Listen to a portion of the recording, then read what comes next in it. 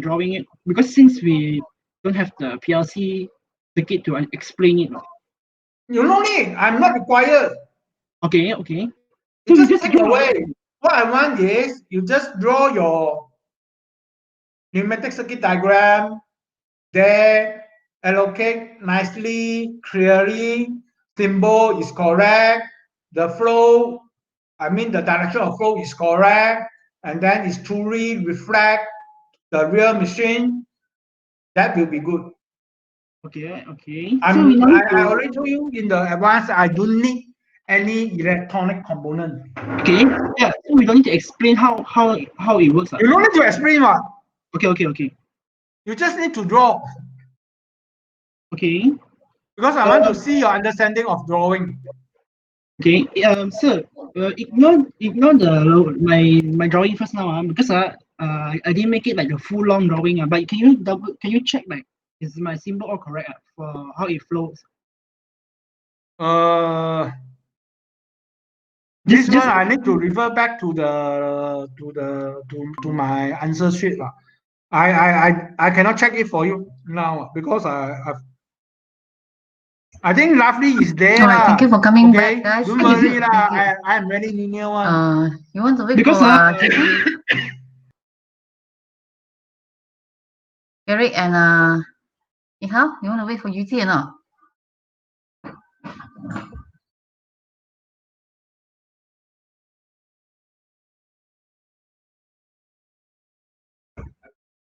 Anyone here? Okay, now let's start here. All right, so thank you for coming. Nihao, text GT when it's ready, just log in here, okay? So let's look at here. Now today is your last session for the lab report number 5. So let's look at what you need to do. It's okay, doesn't matter, right? Don't need to on your microphone here. As long as you are here, your presence is important to me here. Okay, so let's look at what you are here for today. So now this is your sorry. Okay, so this is your so-called lab experiment 5 and 6 here. Okay, so last week and the week before we have been watching a couple of videos. So I hope those videos are useful to you. So let's look at what I want you to do for this final report. So I've marked some of your report here. Some of you did extremely well. Okay, so some of you did your best, but then it can be better, right? So I want you to put in your very best for this last report, because this last report is on heat treatment. So heat treatment is very, very important. So you cannot forgo this experiment report writing here. So write well in your heat treatment, and it will pay off to utilize whatever resources that you have collected. Okay, so since day one, I've told you you must make sure you have all your resources ready, right? Because this is a different mode of assessment here. Okay, so let's look at what I want to tell you here. So today you can write for me. I think you have already started writing your lab report number 5 here, the last report. So what I look into here, as I said to everyone, it's not about the number of pages, it's about the quantity of work. Sorry, about the quality of work that you put in here. So this is your title, the lab title, lab report number 5 here. Okay, because I got students who ask me what to write. So as long as you have the indication of the type of heat treatment that we are using, effect to the grain size, hardness, and toughness here. So grain size here obviously comes from where? Microstructure. So if you already added in common microstructure, it doesn't matter, it's okay. As long as the title is somewhere around here, and of course the medium carbon steel is my sample. So medium carbon steel right now you should know is 0.25% of carbon to 0.55% of carbon. This one you must know. So we are looking at what? Hypo eutectoid steel. Okay, because eutectoid composition, CE, all right, eutectoid composition, this composition is 0.77% of carbon to 0.83% of carbon. Are you clear? So so what I have here, this is extra. I already give it to you, I think. I post it. I give it to you in the platform of the lab apps group here. So this is your diagram for ductile fracture. This is your diagram for brittle fracture here. Why do I give these two diagrams to you? Because this is required in here, in your chapter, in your experiment 6 here. Look at the results. So the results require you to write about this fracture surface, fracture characteristic, fracture morphology. Okay, so this is to indicate. You can give it to me this one as one extra row. Okay, what is the fracture surface you see? Is it ductile fracture or brittle fracture? So don't write DF and BF here is not recognized. I write short form here because I've got no place here. Okay, so let's look at here. What are we doing? So we have 4 samples. Just to recap back. So the 4 sample A is anneal. Anneal means furnace cool. B is normalized, air cool. C is quench in water. Q. All right. D is as received, original. All right. So we have 4 samples here. So let's look at here. Now this table, you can put it here as in anneal sample, normalized sample, water quench, and this is ori. Okay. So we know that the rate of cooling will be this way. Am I right? Betul? So this is the fastest of all will come from water quenching. This is water quenching. So the microstructure I gave it to you last week. I shall show you how to draw it, what you should draw later on here. Okay. So the magnification here, refer to the diagram that you see that I've given to you in the WhatsApp group here. Okay. Now before that, I want to highlight to you. So this is your results. So results must write thoroughly together with your discussion of your data.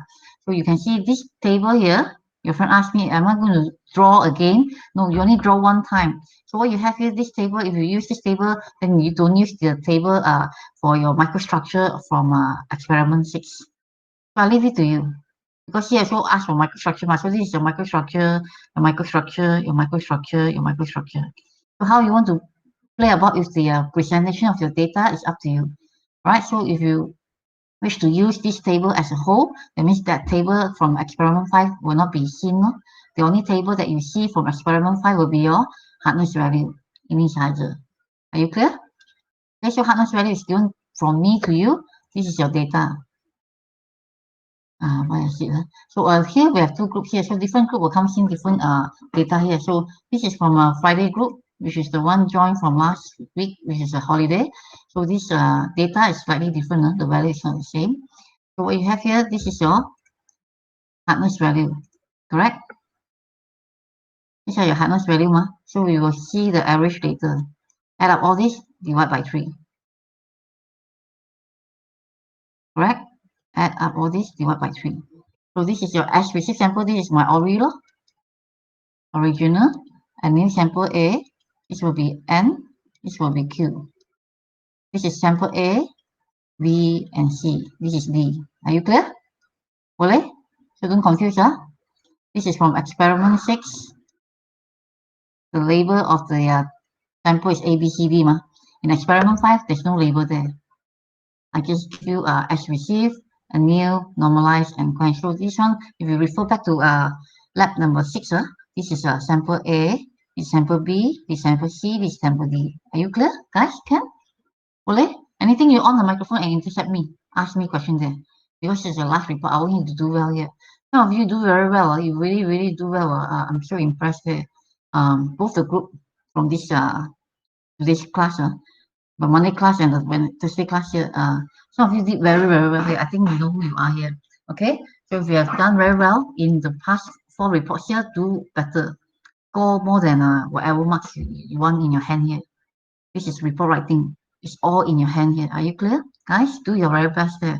So what we have here, this is hardness. So if you do not wish to have this table, because this table is drawing microstructure, so you only draw 1, 2, 3, 4. Because this one before is the same. It's the same as our friend here. Are you clear? So don't need to duplicate it.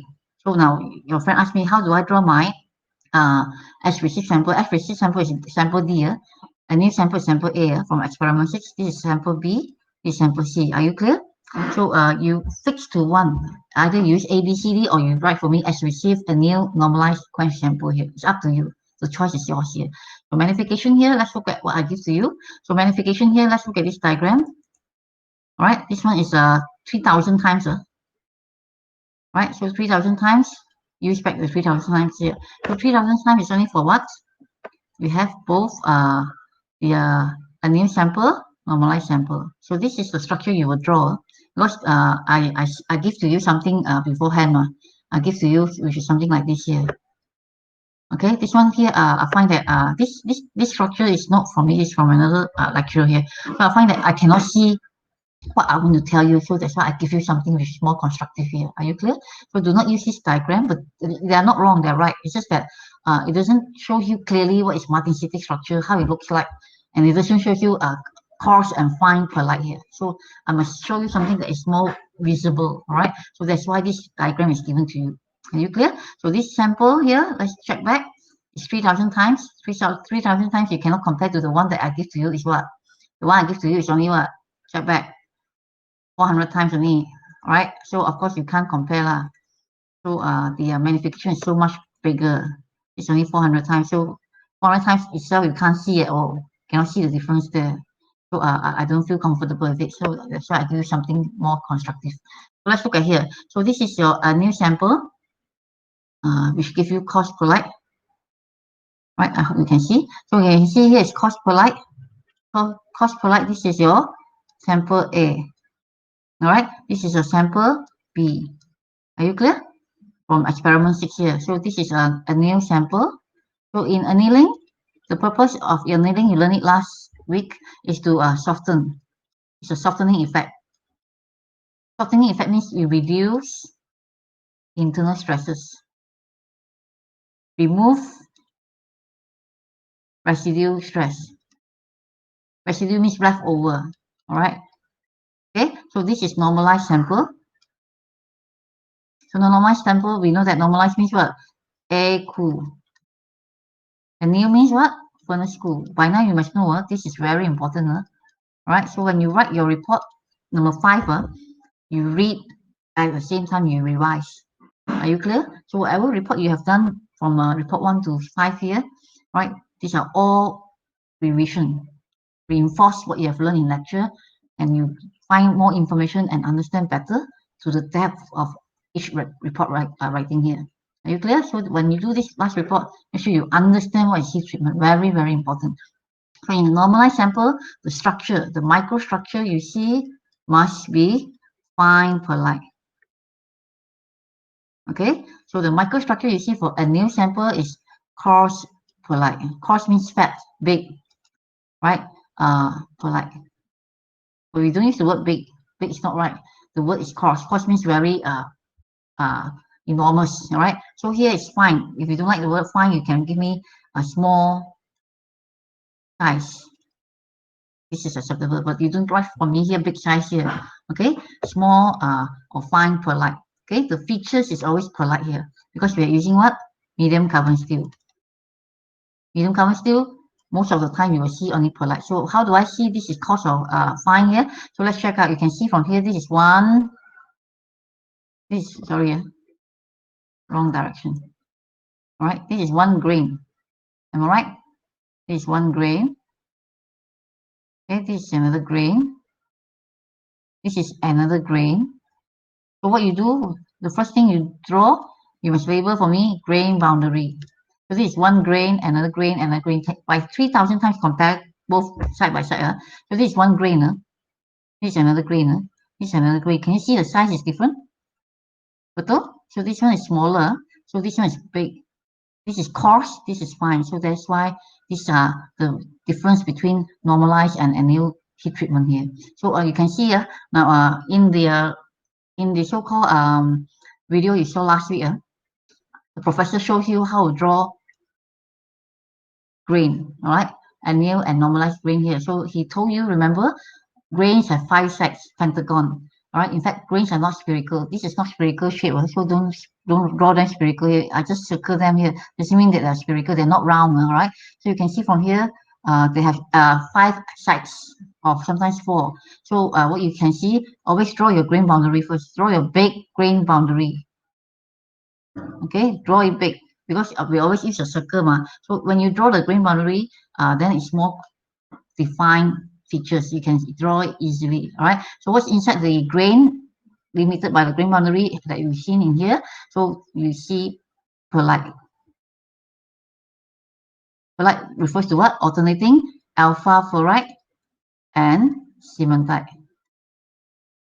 Okay, so this is your perlite. So you don't label this as alpha fluoride plus cementite because we know that this is actually called perlite. The whole microstructure is made out of perlite. Many kind of perlite. Different direction of perlite.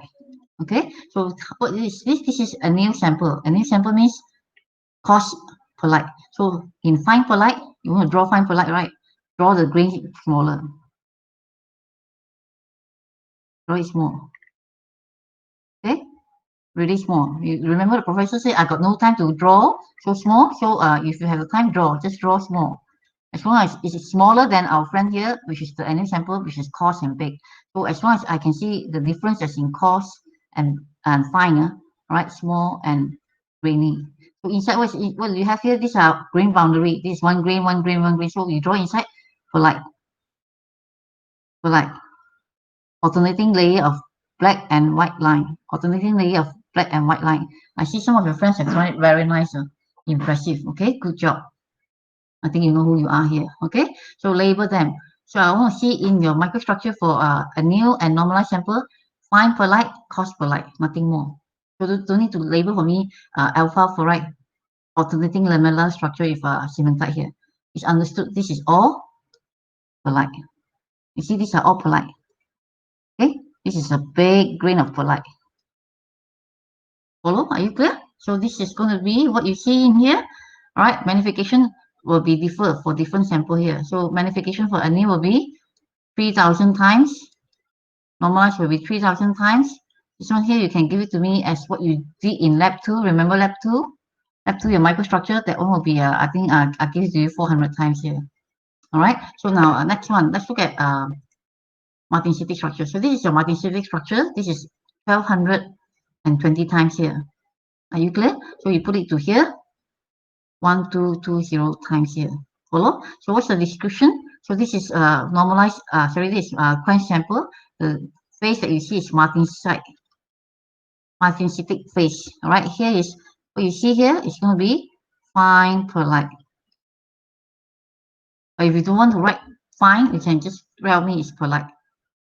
The main features is perlite. What's the size? Fine grain.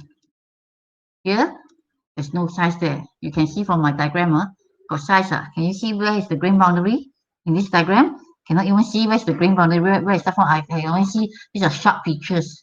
So you remember the professor draw? He told you, you imagine you hold a bunch of needles in your hand, throw it on the ground. That's the structure you will see. Martensitic. It's all prickly, sharp, long needles-like features here. So another word for needle-like features is plate-like.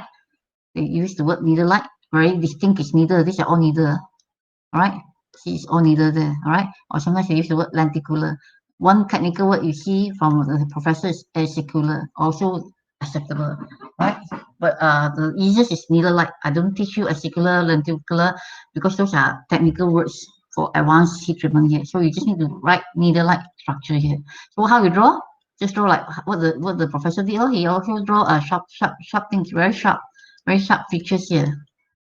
Remember back the video? There's one video there, all right? So look into that because it's only manual drawing, so there's no perfection in how well you draw unless you are really an artist here, right? Some of you, I think you guys love to draw manga. One person can draw so well. It's like really tracing paper from the structure here. Beautiful diagram there, okay? I'm not expecting that from any one of you here. Just give your best here. Are you clear? So in here, so these are settled. You have this, guys, at the moment, okay? Can you follow me? Now this one, what do you label? This one you can label matrix. Sorry, not green size. Phase description, you can give it to me here. Matrix is always alpha fluoride. if for like, okay, right? So what you have here, you can have the description of face here. So in here, this is also polite. What's the grain size? Coarse grain. Here don't have. Follow? Follow? So what's the action? 2% nitrile. Right? So this diagram, this picture here, this table here, you can incorporate into here. Experiment 6. Because they are asking the same thing here, microstructure, magnification, grain size here. Only difference here, all right, let's look at here. Fracture surface for crunch sample is always brittle fracture. Okay, here will be ductile fracture, ductile fracture. So ductile fracture. So if you don't want to draw, I give you this option here.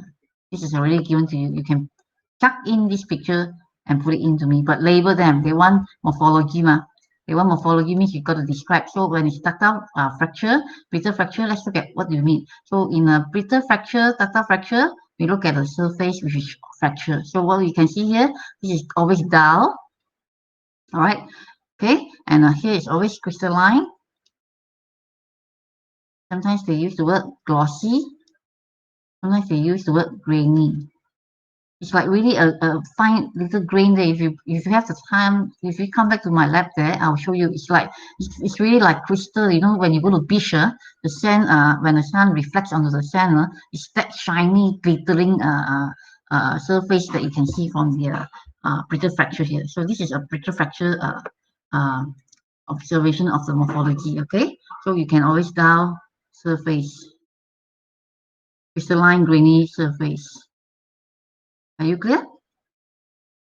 So you can chuck in this diagram and at the same time label for me the morphology. Describe.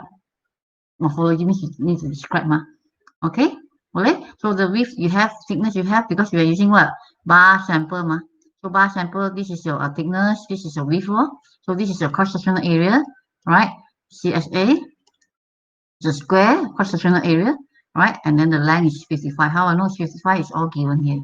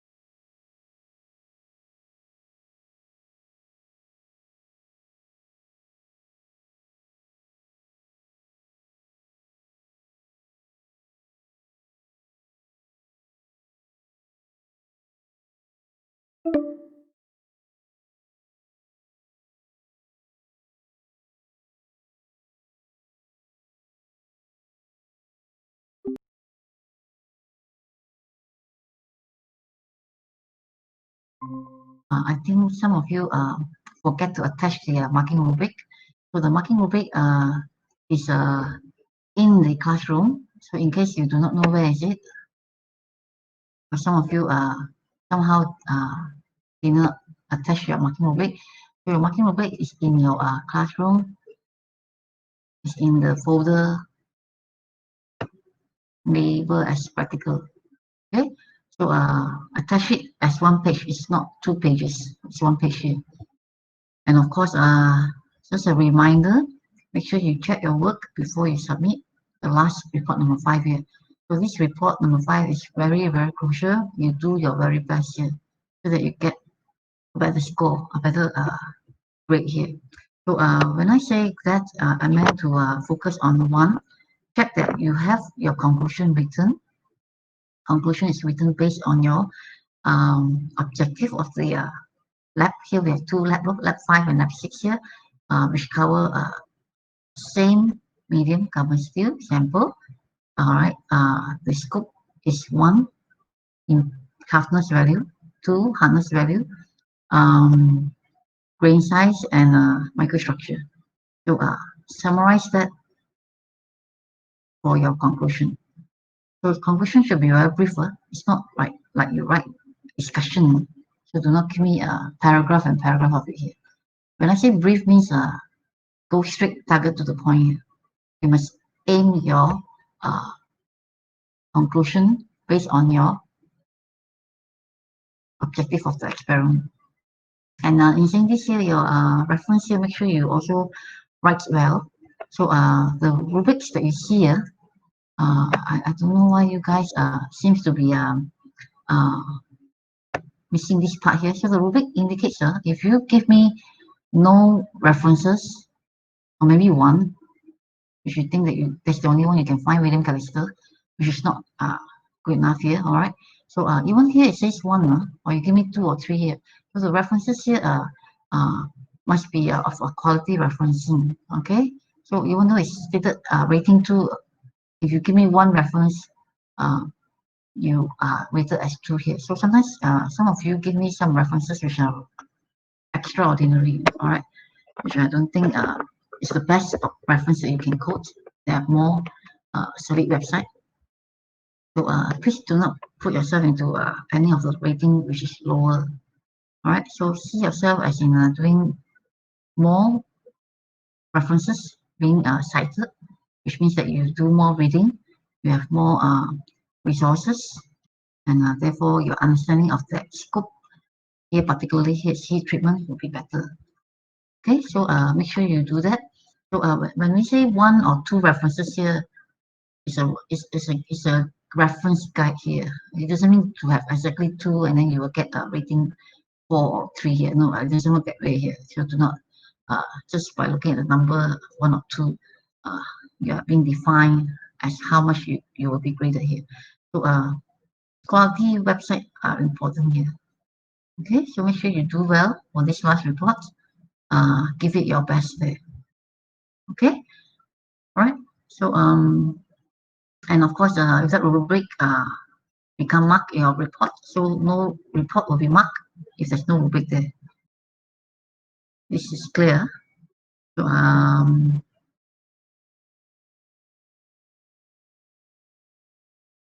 okay, make sure you save your file in PDF, not in Word. So sort it out if it's submitted in Word for your past reports. Make sure it's all in PDF. Are you clear? And page number is compulsory, so it has no much. Page number is normal to be put part of the report writing here. Okay, perhaps you didn't do it in the first year. So this round, after being through 14 weeks of so many rigorous report writing for so many technical reports, technical subjects, you should be able to do better in next semester here. Okay, so any question before I go to my lecture? Mechanical students? Mechatronics students here? So Right? Anyone here? Yeah, thank you, Mr. Chan. So again, I've seen some of your friends done a very good drawing, manual drawing. Very impressive. Thank you for your effort here. Okay, good job. So let's look at today's lecture here. All right, so this is where we stop on composites.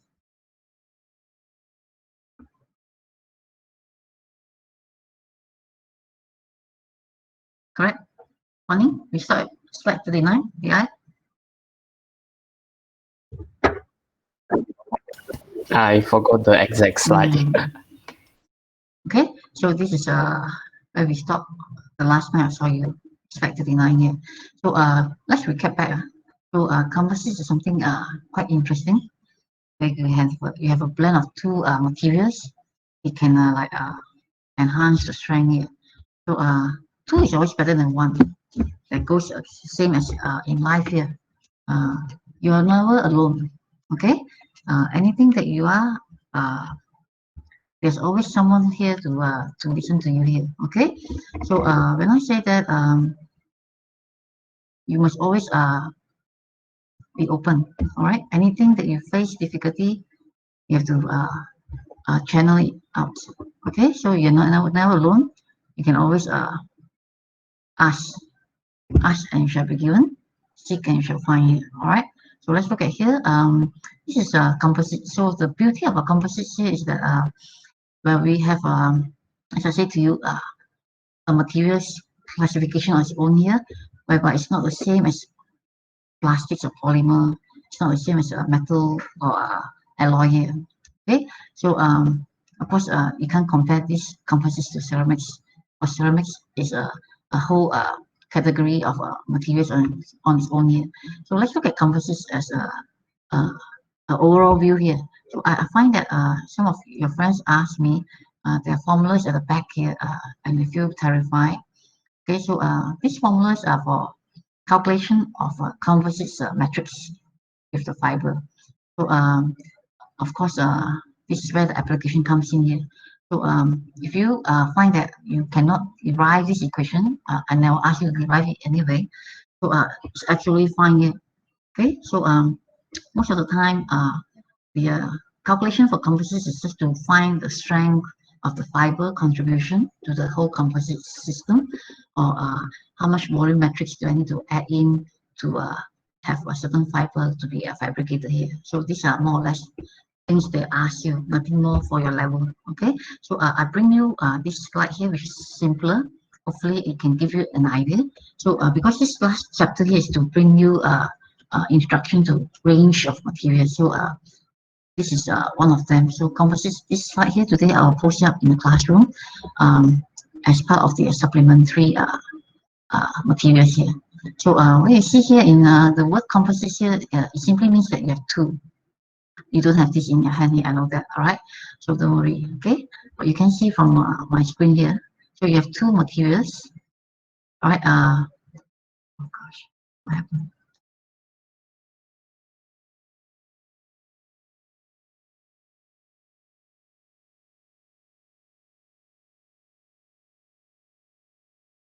I have two materials here, okay? So they can be either macro or micro. Macro means they are big in amount, right? In the ratio proportion. Ratio means here ratio means sorry. Ratio. All right. Ratio here can be in the context of volume ratio, all right, or so-called fraction ratio here. Fraction is ratio. They are the same. We always measure in volume, both. Okay, because we can't weigh by mass. We normally do not weigh by mass here, because sometimes if it's micro here, it's pretty hard to measure in how heavy as in the mass here. All right, so it can be micro or macro here. Okay, so this composite material which mainly comprises two two components, all right, whereby they can differ in one physical form. Okay, physical forms means that one can be in powder, the other one can be in a solid resin, or another one can be in a strain of fibers, right? Which is a thread, one thread by one thread, or one layer or one fabric by one fabric. Right? Of course, they also differ in chemical composition. So it can be two extreme polarity, two extreme differences, and you can blend them together as one. And they can be essentially insoluble, right? They don't mix with one another. They cannot blend at all here. Okay, so this is the special category of composite material. Okay, so the importance of engineering in having a composite material is that when these two materials are combined here, the properties possessed by this fabricated composition is superior. Superior means it's outstanding. Okay, comparatively here to the individual component, individual constituent. Right? That means you have two better than one. Always have a partner than being a one-man show here. That's why you must always work in a team. So for my paper here, teamwork is very important. So if you find that you cannot cope, get your friends, call your friends, your trusted people. All right, you must always work in a team here. For tertiary level, I find that students, there's no way you have to share. The more you share, the more you help others, the better you'll be.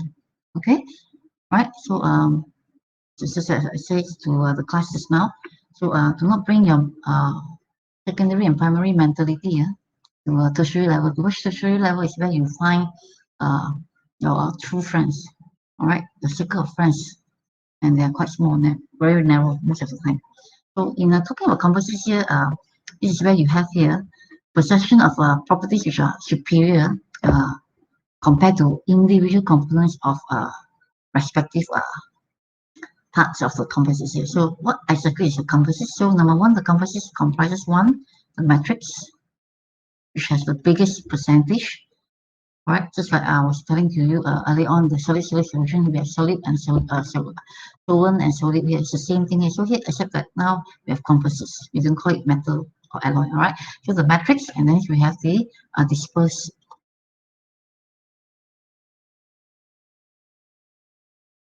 phase. Okay. Here in the case is fiber most of the time. Okay. So example is FP. Sorry, FFP, fiber reinforced plastic. Sorry, FRP, not FFP, sorry. The abbreviation comes from the first letter of the word, FRP. Mathematics, MMC. Mathematics composites here. We have a CMC. Okay, ceramics matrix composites here, and more. So these are the common composites that you see. These are the abbreviation, the short form. If people tell you MMC, CMC, FRP, they're talking about composites, right? Because in my slides here, you can see when I talk about composites here, I give you only pictures. Probably you can't visualize it up with two composites. Okay, so if this slide is helping, it is hopeful that you can see a glimpse of what exactly is composites here. So this is fiber reinforced plastics. That means the matrix is plastic. I have my fiber incorporated, which is part of the dispersed phase here. So the fiber here can be many kind of form. It can be like a layer. It can be strand. It can be viscous. It can be any form here. Okay, right. So same as MMC mathematical matrix composites here, and of course ceramics matrix composites. So this is a simple illustration. So first, we will always have the matrix, the base, all right, or the parent, and you can add other as a dispersed phase here. Here we use fiber. Okay, so as you can see, the fiber here come in different forms, right? Different forms, as in different shapes, all right? Okay, and it gives rise to a composites. Okay, this is what it means by composites. So, example, you can see is most of the time in the aerospace industry, you will also see composites. You can also use it in an automobile. It's quite common nowadays here. So the most common that you can have is a carbon fiber composites. In fact, all your rackets, your squash racket, your badminton racket, tennis racket, they are made from carbon composites here. That's why they're super light. And of course, super strong as well here. All right. So let's look at some terminology. All right. So we have, as I told you just now, matrix as the main phase. So the phase here, what I mean by matrix means is the majority. So when it's majority here, is the continuous phase, right? Most of it is covered by this particular component. Maybe it's a resin of a plastic, or it's a certain metal at the base here. Okay, so and of course, coming along here, we have the disperse phase here. So a composite is basically multi-phases or multi-phase material, whereby you have significant proportion of each phase here. Okay, so the phase here, we talk about phase here is not being a solid, liquid, or gas. All right, phase here as in what is the component that you are blending in together, and they must be in the right proportion, because sometimes the proportion, the word proportion is not so clear. Maybe you can see the formulation. So the correct formulation must be blended so that the whole composite stay as one. Stay as one piece, even though you have forces apply, axial forces twisting the composite material, or forces applied in the shearing direction here. Okay, so you have here the proportion of formulation must be correct. So that's why it is important to have the blend. So matrix being the continuous phase here, right? The purpose is that, of course, it is acts to transfer stress to other phases, and of course, at the same time, it transfer the stresses, it protects the phases from the environment. Okay, so what it means that means the most stresses withhold is always from the matrix here. So the presence of the dispersed phase, whether they are fiber or whether they are ceramics, whether they are metal here, is a additional strength here. All right, that's why the strength you see early on was superior. Okay, so again, classification of composites is MMC, metal matrix composite, ceramic matrix composite, or polymer matrix composite here. Okay, or just now polymer in the case here is fiber reinforced plastics here, FRP, which is quite common. Okay, so in seeing the presence of dispersed phases here is to enhance the matrix property. So in here, FRP is plastic. So if you have a plastic as a matrix, so let's say resin is a plastic, let's say you're using LDPE, low density polyethylene here. So we know that low density polyethylene, maybe you see them most of it in plastic bags, the one that you bungkus your makanan there, right? So what you do here, perhaps you can add in a fiber to enhance the strength of the LDPE here, or HDPE, right? Whatever plastics that you have in mind. HDPE means high density polyethylene, all right? So with this, the aim is to, you can see here, most of the time when we talk about plastic, enhance the TS here. TS is what? Tensile strength. Tensile strength, so that you can have larger area of plastic deformation. Okay, so in a classification of dispersed phase here, I said to you just now, it can come in many forms. You can either put it in particulate powder. Powder is particulate, fiber, as in strand, like benang, like one thread, you know, thread, THRE, thread, we call it strand. Next time you come back to my lab, I'll show you, we have some fibers in our lab there, and then thread. It's like your thread where you used to sew your button or your bagu there. One thread by one thread here, and structural.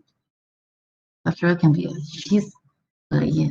Okay, or sometimes they use it as in coating. They can actually blend it and then they can what do you call it? You can apply layer by layer in something like glue, right? Apply layer by layer of the dispersive phase, right? When you see it as being a glue texture, all right, you can coat it one shift by one shift here, all right? So this is what it means by composites. So you can see this is a woven fiber. This is cross-sectional view. So this is the way you arrange your fiber. Fiber is your dispersed phase, so your matrix will be your polymer.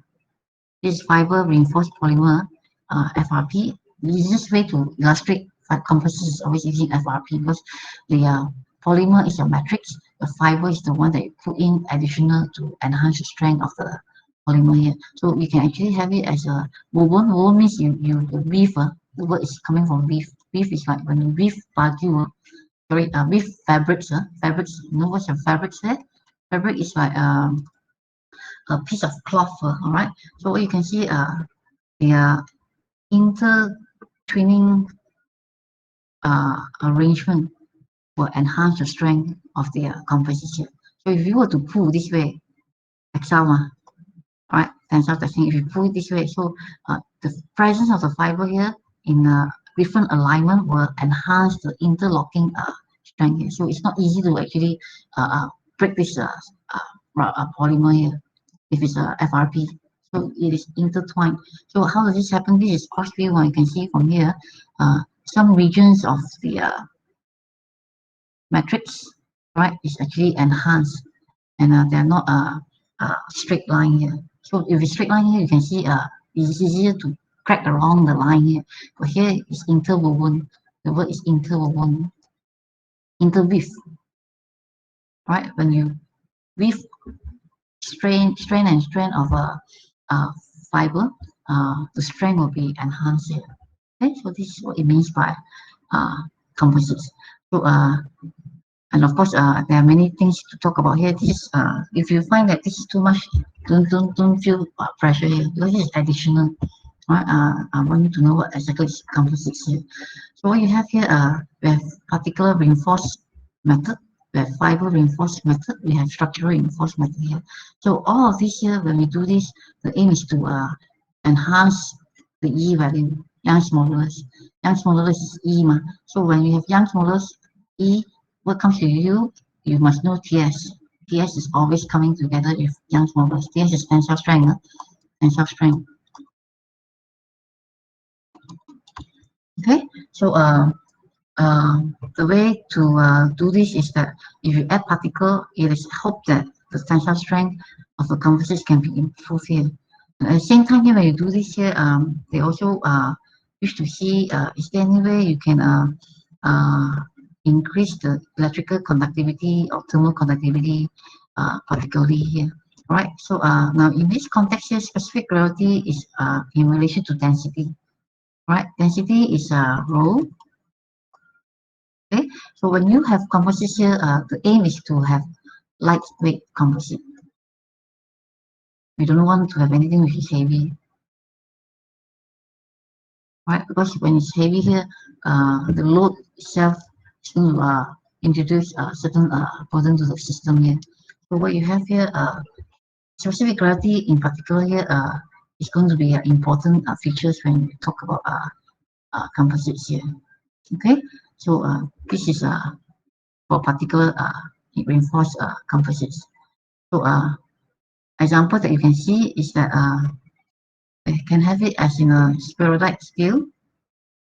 Okay, cemented carbide, and rubber is one of the example.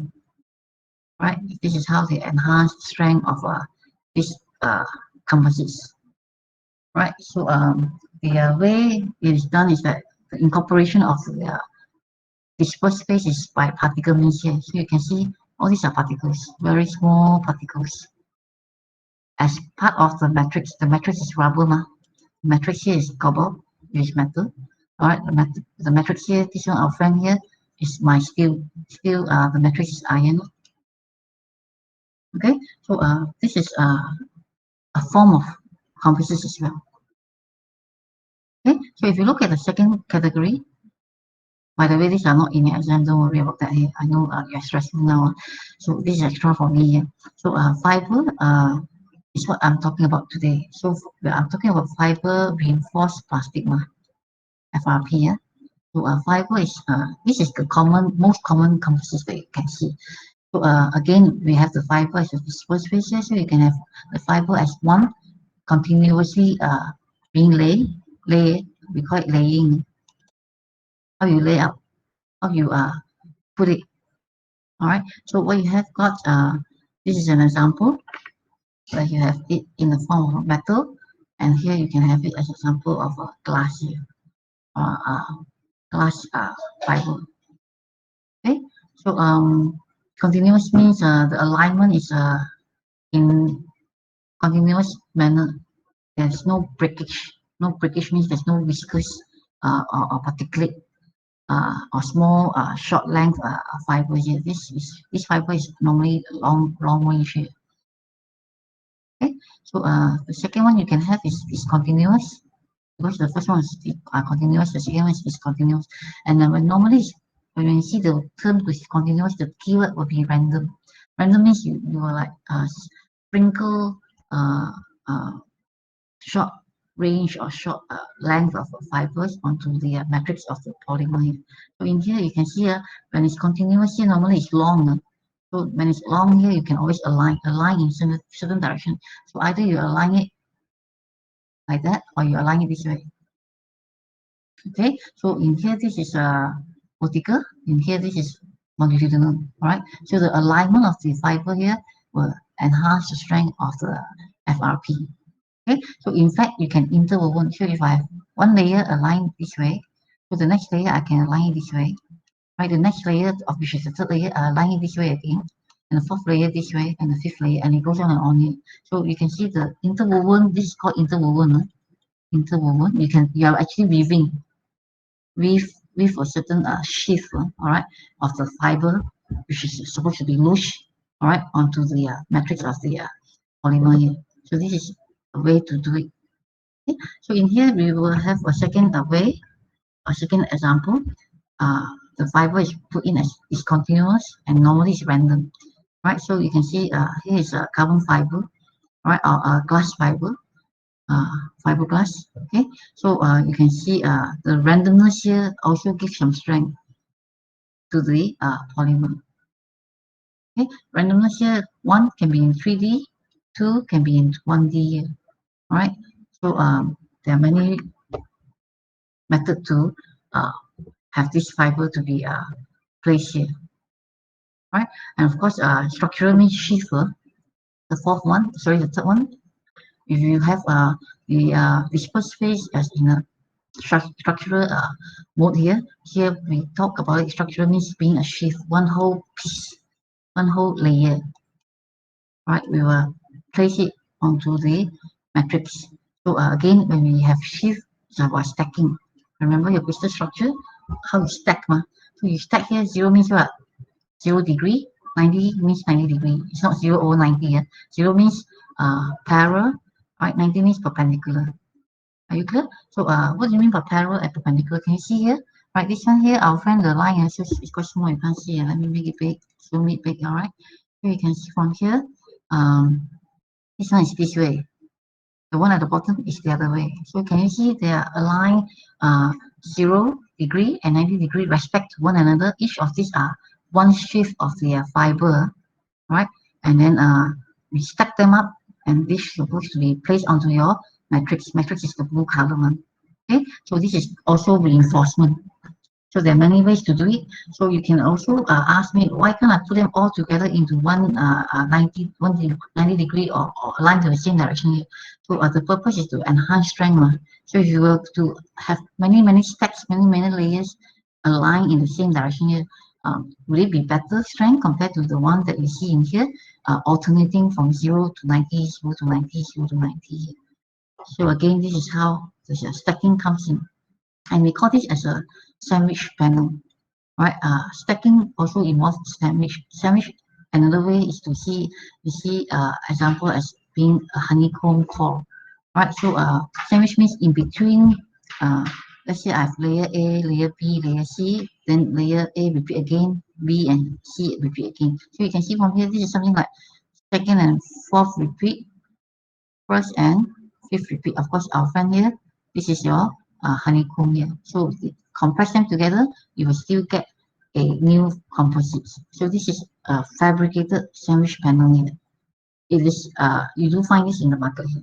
Okay, all right. So I hope this slide will give you a clearer idea of what composites here. Let me see here. Got a message or not? Okay, all right. Can guys? All right. So I'm not asking this for exam, don't worry. This is additional for me. So because I find that when you see my notes in here, for some of you are maybe terrified. There are too many formulas here. So the formulas are not meant to terrify you. It's meant for you to know that in order to calculate strength of any composite here, you see the last formula that we have. Where was it?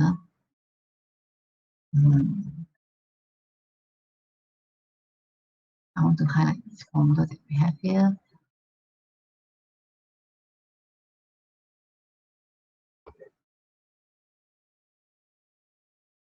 Okay, it's always E. You know why they use E? This formula is very important. It's always this formula. Sometimes I don't use V, F. Some formula you see they use V, M, E, M. Some textbook they use V. They are the same. Don't worry about that. Right? So C for composites, M for matrix, F for fiber. So what's V? V is volume. Volume is easier to measure than your fraction. F is fraction here. This fraction. Okay, but it's understood when we say fraction or ratio is always reference to volume here. By volume basis, 3D, easier to measure in that way here. Okay, so of course E is Young's modulus because when we put in our matrix here, I'm using some kind of polymer. Actually, I'm using LDPE. So I do know what's the Young's modulus for my polymer here because I can find it from the database. So even the LDPE, they have many grades. So you can actually use different industrial grades of polyethylene here. All right, so this E value of the matrix is definitely can be found. So is the E value for your fiber because the kind of fiber that you incorporate into the composite is also known. It's not random. You don't simply choose one fiber and then put it in here. You should certainly know the characteristic of the properties of the fiber that you want to incorporate into a polymer to form a fabrication of the composition. So in the end of the day, you will need to know what is the whole Young's modulus value for the composites which is fabricated here. So if these two in mind, we already know the value. So we need to know how much in proportion do I need to blend in reference from a matrix to your fiber here. So this is what you are doing now today. So you find that there are a lot of formula there. This one here is parallel. This symbol means parallel. That means the fiber is aligned parallel. So that's why I think that I need to let you know such thing exists as in how you place your fiber, whether they are structured, whether they are fiber based or how here. All right, particle you cannot control particle because it's normally powder form, very fine particulate. Right, the word is particulate. The word powder. Okay, so if this the formula that you see that you have, this is the one another one which is aligned perpendicular. This reference to load as in your fiber align. Okay, when we apply the load here, we always goes into how the fiber is oriented. You never see the matrix, always the fiber here. All right, so therefore you can see all these rules coming in. Don't feel scared for them. This is only to divide the final equation here. All right, and this is the same here, final equation here. Okay, so your question in mind here, will I ask you this in the calculation here? Certainly no. Okay, because my people have very little calculation here. In fact, it's very little calculation at all here. So that's why I said to you, you must make sure you have your resources ready. Okay, so all your lab reports must be written well. It will come in handy. All right, you get the message across here. So now let's look at what do you mean by composites here. Any question before I go on? So of course, there are reasons why people use composites rather than purely polymer or purely alloy or metal. Because alloy sometimes you have to find alternative. There are new materials being formed every day, smart materials, all right, better materials to replace what we have in the moment. All right, and of course, we can see plastics. We try to reduce zero carbon. Okay, being green. So that's also coming into a way to see how new materials can be developed. So the best thing about composites here is, of course, it must be lightweight. If it's not lightweight, we don't use it here as an option here. All right, the reason why you have composites is because it's lightweight. That's the main thing. Number one, it's super light. Okay, when it's light, it means when you want to install anything onto any parts of a body, let's say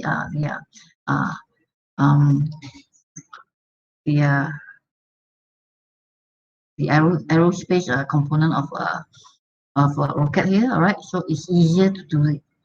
Next, you must have the structural performance. Structural performance means that the high strength per weight ratio. Okay, and because of the beauty of composites here, some properties can be self-created. You can actually blend it to the right formulation and get certain desirable property that you want. So this can be tailor-made. That's the beauty about composites. But you can't do it for pure polymer or metal. No matter what you do to the metal, you may add alloying element, shift my phase diagram. It's not as powerful as composites. Okay, of course, it's low corrosion. All right, that is the main point when you have composites. Formability, ability to be formed in all shapes and sizes and dimension, thickness, thin and thicker, right, and etc. So of course, aesthetic is one of them. Physical appearance must be presentable, and at the same time, it's environmental friendly. So these are the things why people use composites nowadays. So with this slide, I hope you have an idea of what composites is all about here. So again, these are disadvantages here. I'm not asking you to memorize all this here. You don't need to memorize in this round here. You're so lucky, all right? Everything is in your hand here. So you just need to know where to find what here. Okay, so the disadvantage here, of course, well, you have two materials compared to one, cost will be high. This is common sense, right? Of course, in the process of blending the two, most of the time, the way you fabricate it is going to be a little bit tedious. Of course, tedious means more work. More work means there'll be high cost, right? And of course, in here, nothing is perfect. So if you align your fibers in the wrong direction, okay, you have to see in where the force apply with respect to your component of the composite formula. So the force means the load the load that you apply to that particular component of the composites that you have fabricated here. So these are the disadvantages of it here. And again, most of the time the disadvantage comes from the fiber which is being aligned in the wrong direction here, or because sometimes if it's in particular here, you can't control the way the fibers are orientation. But if it's in a strand, then you can, or in shift, then you can. Right? So because sometimes it's in particular, you can't control it fully here. Normally when it's in particular here, we will actually mix it like a mixture of a glue, and then we paint it. We will brush it layer by layer onto the structure that we want. Of course, that's called you need to have a mold, a pattern and a mold here. So that one is normally done in a way for particular sample here. Okay, so these are additional. So if you have time, you can read through them here. So matrix materials, as I said to you just now, I'm using FRP, fiber reinforced plastic. So I'm using polyester or epoxy as the example of matrix material. There are more than that here. It's not only these two here, right? So and most of the time, polyester resin are always used because they are the main component in automobile and aircraft application here. Okay, epoxy resin is also quite common. You can use them particularly well for your carbon and aramide fiber composites here. So these are some examples. All right. So and of course fiberglass reinforced polyester resin. Right. This is your FRP fiberglass. They do use fiberglass reinforcement, and in this fiberglass reinforcement here, sometimes you can see as part of the body of a plane, right? Certain components, certain parts here, not all. So what you have here, now the percentage of fiberglass here, of course, the higher the percentage of it, the stronger it is here. But then remember, sometimes weight is a factor. Weight, how heavy? It must be lightweight, right? So what you have got, you can't put in too much of it. And at the same time here, this fiberglass here can be one in many shape. It can be viscous, short length, strain, or in a sheath here. So what you have here, the alignment of the fiber glass is important. So if you have a non-parallel alignment of the fiberglass here, well, non-parallel alignment means the force is not reinforced here, so therefore it will reduce the strength. So again, there's pro and con there. Okay, right, and these are the data that you can compare. So it's additional information. So what you have here, you can see here, if I align my so-called carbon fiber, right, in a FRP, just to bring this table, since I'm here, this is my matrix, this is my disposed phase. So if I align it longitudinal, means 0 degree, right? Parallel, here is transverse, 90 degree, perpendicular. So you can see the strength changes tremendously. Can you see that? Can you compare? Okay, so the alignment of the fiber play an important role here, very important role here.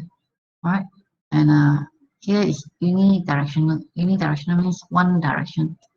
They align it one particular angle or one particular what do you call it, orientation. The keyword is orientation.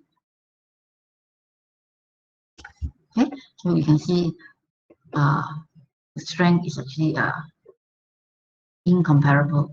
All right. Okay. So application wise, this is for you to read on here. There's nothing more than that here. Okay, let's go back to where did I stop for the video before I see any questions there. Is anyone here? Hello guys, are you here? Why are you so Yes, miss. You're here. Yeah, Chipping, have you asked Dr. Ng? Yeah? Which one you mean, the report 3? But then? I told her already, and then she said never mind, she do it herself. Okay, fine, beautiful. Okay, thank you. All right, thank you. All right. So guys, anything come back to me because I seldom check on others here. All right. So any questions before I go on to my own slides there for the lab report number 5? No, miss. No. Thank you, Mr. Wong. All right. So thank you, Mr. Lu. You said. Okay, let's look at here. So any question? So what you have here, let's go to my slides. This is where I stop. This is where I stop here. Right? Justin, this is where I stop. No microphone in the exam. All right. So exam, make sure you have everything ready. Okay.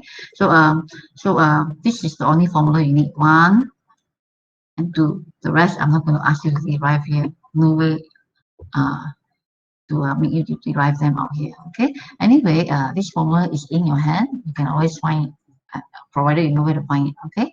Don't worry about that. So let's look at here. All right. So the one that you see after all these slides here is about derivation. So you find that it's a bit straining. You can actually give it a go here. All right. So let's look at here. So what we have here is a rule for mixture. So mixture as a bringing to the slide that I shown you just now. So we are talking about mixing two components. So the components that we have here is what? One, the matrix. Two, the fiber. These are the two main components of the composites here. So how we align here?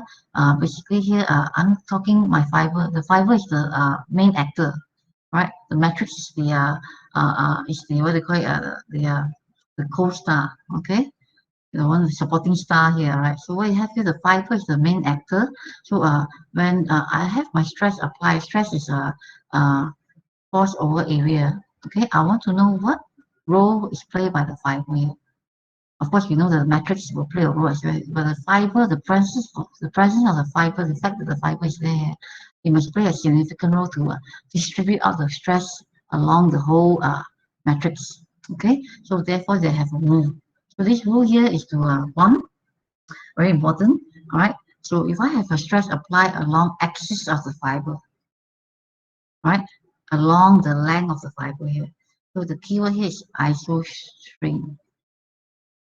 Okay, apa ini isostrain? This one is not here. Yes, it's here. Let's look at here. The keyword is here, isostrain. So iso means what? Inka, Mr. Wu, are you here? Yes. Apa itu iso?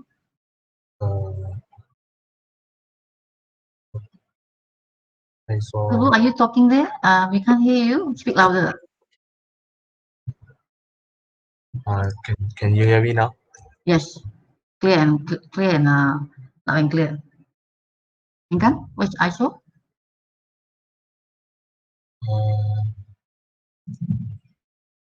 Anyone to help him?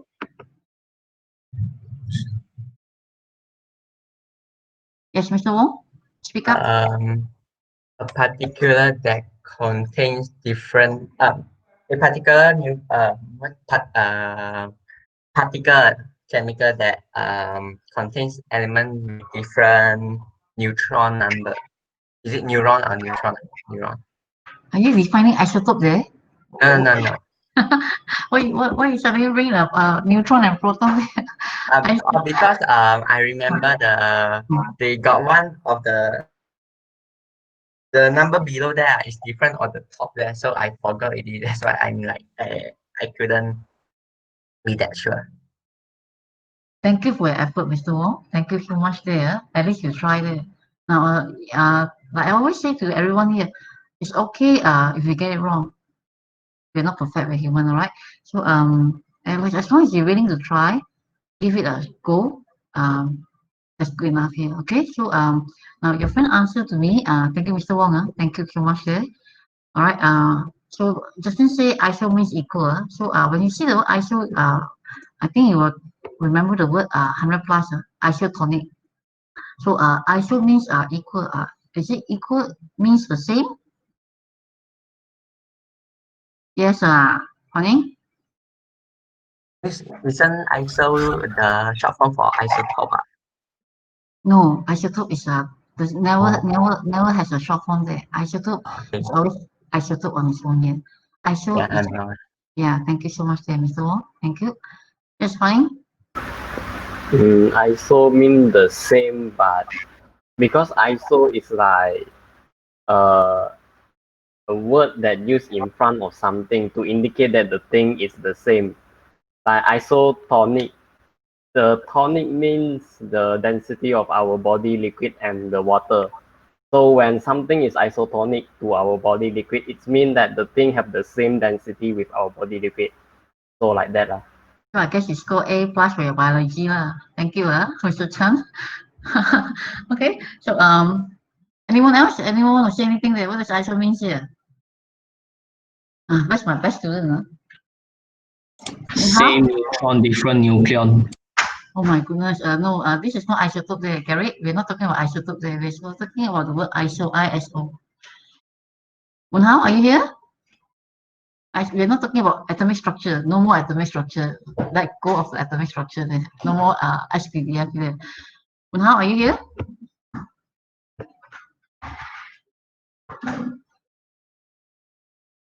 Wenhao not here, Henry?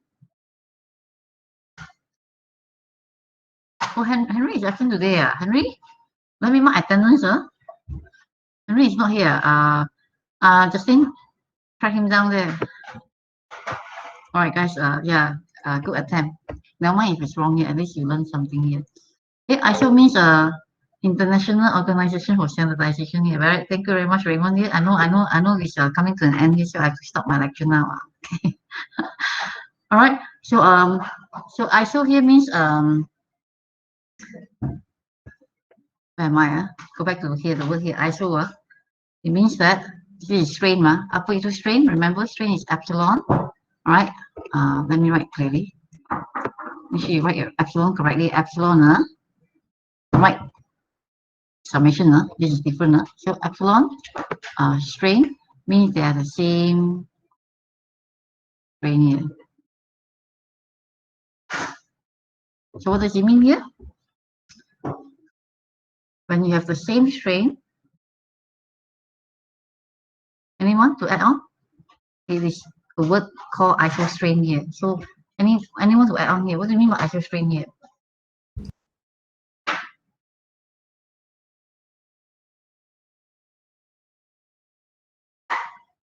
Agree?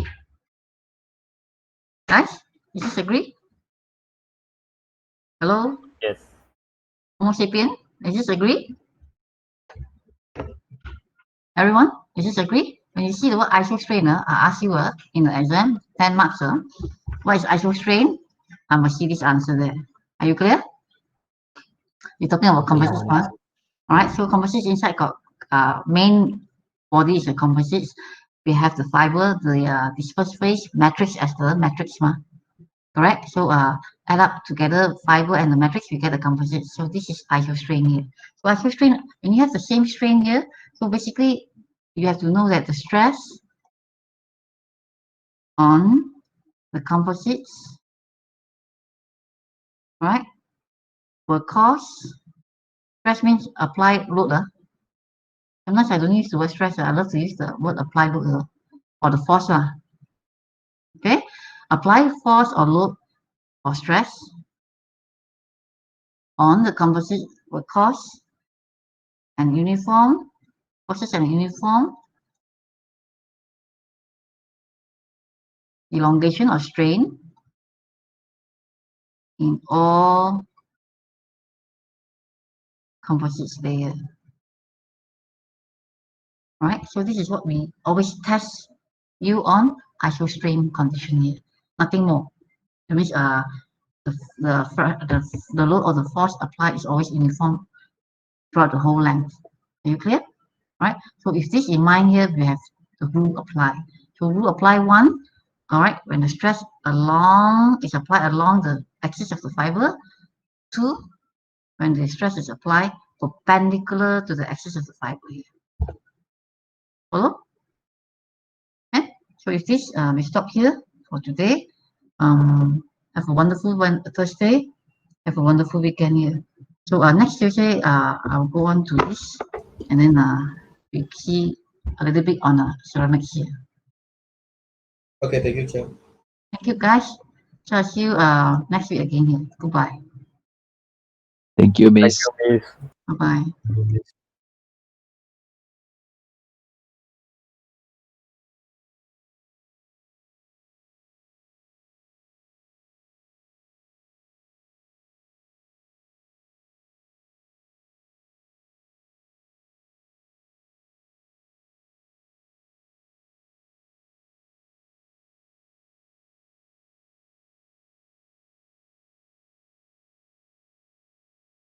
Yes, any question there, Raymond?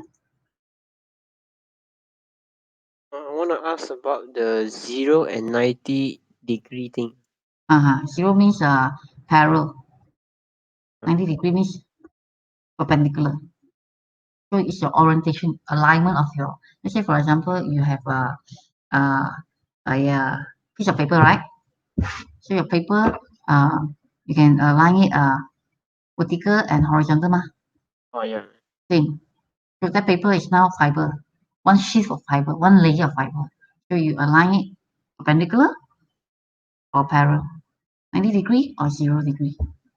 Follow? Okay, It's called understand. layering. Is it clear? Oh yeah, it's clear. One thing. Any question? He's not here. Bye, Faris. Bye, Raymond. Bye. Okay. Bye-bye.